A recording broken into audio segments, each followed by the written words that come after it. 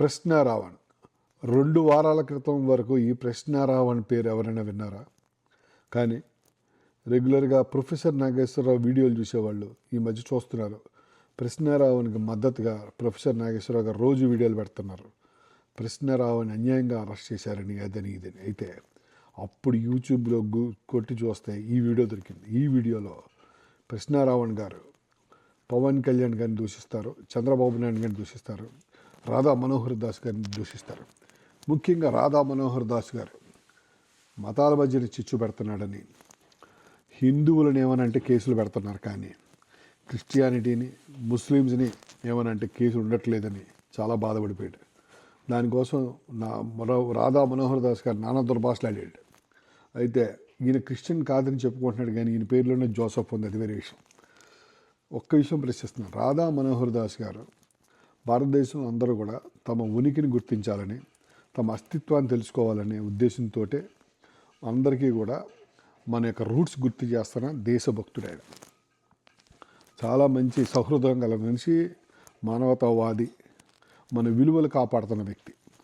ఏ సభలో అయితే ఇక్కడ రావణ అక్కడ 200 మంది దళితులను క్రిస్టియన్స్ని ఉద్దేశించి మాట్లాడుతున్నాడో వాళ్ళకి మత సహనం నేర్పాలి. ఈ భూమి మీద పుట్టిన అందరం, ఈ భారతదేశంలో పుట్టిన అందరం కూడా వేద సంపదకి మనం వారసులం. మొదటగా ఇస్లాం ఇన్నివేషన్స్ వచ్చి మనం చక్కగా శుభ్రంగా జ్ఞాన ఆర్జనలో ఉన్న మనల్ని చెడగొట్టి మన వేదాలు కొన్ని తగలబెట్టి మన మీద ఇస్లాం మతం రుద్దినారు. అది ఒక శకం. ఆ తర్వాత వచ్చింది క్రిస్టియానిటీ. బ్రిటిష్ గవర్నమెంట్ ఉన్నప్పుడు ఇంకా కూడా మన యొక్క ధర్మం పలచనబడి బ్రిటిష్ గవర్నమెంట్ ఎంకరేజ్మెంట్ తోటి ఇంకొన్ని మత మార్పిడులు జరిగి ఇప్పుడున్న క్రిస్టియన్స్ చేరారు. ఈ క్రిస్టియన్స్ కానీ ముస్లిమ్స్ కానీ ఎందుకు వెనకబడి ఉన్నారు అంటే రాజకీయంగా కాదు, వాళ్ళు మైనారిటీలని కూడా కాదు. మనం ఏ ధర్మం అయితే పాటిస్తామో ఆ ధర్మమే మన యొక్క ఎదుగుదల కారణం. మీరు ఈ భూమి మీద పుట్టి, ఈ వేద భూమిలో పుట్టి, ఈ వేదం ఇచ్చిన జ్ఞాన సంపదను వదిలిపెట్టి ఎక్కడో జెరూసలేం పోతే మీకు అన్నం పెట్టే కాఫీ ఇచ్చే దిక్కు కూడా ఉండదు. అక్కడ ఎవడో మీకు వేసాలు కూడా లేవు అక్కడ. ఆ జెరూసలేం నుంచి 100 పేజీల బైబిల్ పుస్తకం తెచ్చుకొని దాన్ని ఇక్కడ మీరు వాళ్ళకంటే ఎక్కువగా రచ్చ చేస్తున్నారు. సో అవన్నీ పక్కన పెట్టి మీరు మన దళిత సోదరులకి మన రూట్స్ వైపు వాళ్ళ దారి మళ్ళిస్తుంటే వాళ్ళకి మేలు చేసిన వాళ్ళు అవుతారు. మిగతా మతాలతో పాటు కులాలతో పాటు వాళ్ళు కూడా పైకి వచ్చే అవకాశం ఉంటుంది. నిజంగానే దళితులు మేలు కోరితే మీరు అది చేయాలి. కానీ ఇవాళ మీరు మాట్లాడిన మాటలో దళితులకి మంచి చేయవు, మీకు మంచి చేస్తాయి. మీరు పాపులారిటీ తెచ్చుకుంటారు.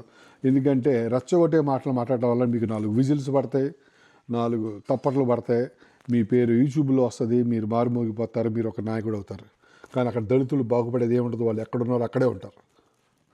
ఇంకా ముఖ్య విషయం ఏంటంటే ఇప్పుడు ఇదే సభలో ఈయన రాధా మనోహర్ దాస్కి వార్నింగ్ ఇచ్చాడు కదా, నెక్స్ట్ మా ప్రభుత్వం వస్తుంది, మా ప్రభుత్వం వచ్చినప్పుడు మీ గుడ్డలు ఇప్పి కొడతా అని చెప్పాడు కదా. ఈ ఒక్క వార్నింగ్ చాలు. మరింతకాలం ఏ ప్రభుత్వం అయితే వస్తుంది అనుకుంటున్నాడో ఆ ప్రభుత్వం ఇంకో 30 ఏళ్ళ వరకు జన్మలో మళ్ళీ అధికారం రాకుండా కూడా తెలుగు ప్రజలు చెప్పుతో కొడతారు. ఇప్పుడు అర్థమైంది వైఎస్ఆర్సీపీ వస్తే క్రిస్టియన్స్కి ఎంతమంది జరుగుతుందో అనేది ఈయన చెప్పకుండానే చెప్పాడు. చాలా సంతోషం అయినా సరే. ఈయన పవన్ కళ్యాణ్ మీద చేసిన విమర్శ వెనకాల బ్యాక్గ్రౌండ్ చూద్దాం. డిసెంబర్ 2025లో పవన్ కళ్యాణ్ సొంత నియోజకవర్గం పిఠాపురంలో అక్కడ ఒక గవర్నమెంట్ స్కూల్లో ఒక ఇంగ్లీష్ టీచర్ దళిత పిల్లల మీద కులం పేరుతో మాట్లాడాడట. పిల్లలు తల్లిదండ్రులు రోడ్డెక్కి నిరసన చేశారు. హెడ్ మాస్టర్ కూడా కంప్లైంట్ చేశారు, కానీ ఏమీ జరగలేదు. అయితే ఇదంతా కూడా లోకల్ మీడియాలో వచ్చింది. ఇది రావణ సృష్టించిన కథ కాదు. 2 వారాల తర్వాత రావణ్ అక్కడికి వెళ్ళి పిల్లల్ని ఇంటర్వ్యూ చేసి గంటసేపు వీడియో పెట్టాడు. వాడి ప్రశ్న శాంపుల్. ఇది నీ సొంత నియోజకవర్గం పవన్ కళ్యాణ్ గారు, నీ ఇంటి ముందే దళిత పిల్లలు అంటే నువ్వేం చేసావు? ఇది వాడు అసలు పాయింట్. ఏలూరు స్పీచ్లో కూడా అదే అన్నాడు. పవన్ కళ్యాణ్ కుల వివక్ష ఘటనలను పట్టించుకోవట్లేదు అని చెప్పేసి తక్కువ చేసి మాట్లాడాడు. దానికి తోడు పవన్ పాత పాటలనే అతని మీద తిప్పాడు. చెప్పుతో కొడతా అది ఇది ఈనాటి మాటలన్నీ మాట్లాడాడు పవన్ కళ్యాణ్ మీద. అయితే సో ఇక్కడ కూడా ఇతను చిన్నపిల్లల్ని యూజ్ చేసుకున్నాడు తన పొలిటికల్ బెనిఫిట్ కోసం. సో స్కూల్ చిల్డ్రన్ని పొలిటికల్ వీడియోలో యూజ్ చేసుకోవటం అనేది ఎక్స్‌ప్లాయిటేషన్ ఆఫ్ మైనర్స్ కింద వస్తుంది. వాళ్ళకేం నువ్వు న్యాయం చేయలేదు. ఓకే.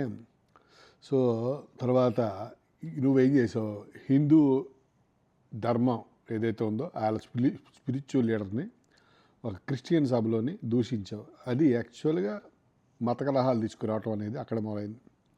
ఇంకోటి ఏంటంటే, ఏ టీచర్ గురించి అయితే మాట్లాడావో నువ్వు మామూలుగా క్రిటిసైజ్ చేసి ఉంటే పోయేది, కానీ నువ్వు చాలా అబ్యూజ్ చేసావు. పవన్ కళ్యాణ్ గారిని చెప్పుతో కొట్టడం అవన్నీ చేసి పవన్ కళ్యాణ్ ఏ వ్యక్తిని కూడా డైరెక్ట్గా చెప్పుతో కొడతానని ఎప్పుడు అనలేదు. ఆయన ఒక మెంటాలిటీని చెప్పుతో కొడతా అన్నాడు. ఆయన దేశంలో ఏ వ్యక్తిని చెప్పుతో కొడతాను కాదు, నీ ఇన్సల్ట్ చేసే మెంటాలిటీని చెప్పుతో కొడతా అన్నది పవన్ కళ్యాణ్ ఉద్దేశం. నువ్వేం చేసావు? పవన్ కళ్యాణ్నే చెప్పుతో కొడతానన్నావు. సరే, వీటి మీద నేను ఎన్నిసార్లు కేసు పెట్టి ఒక సుమారుగా 6 నెలల పాటు జైల్లో ఉన్నా కూడా నష్టం లేదు.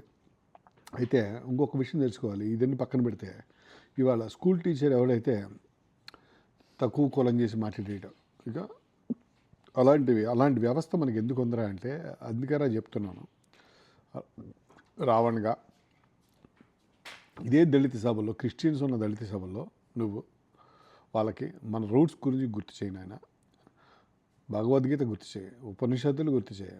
మనిషిగా తాను ఎవరైనా తెలుసుకుంటాడు. తెలుసుకున్నాక ఎలా ప్రవర్తించాలి, ఎలా బతకాలని తెలుసుకుంటాడు. అప్పుడు సమాజం చాలా అందంగా ఉంటుంది. ఇట్లాంటి సంఘటనలు జరగవరని ఆయన.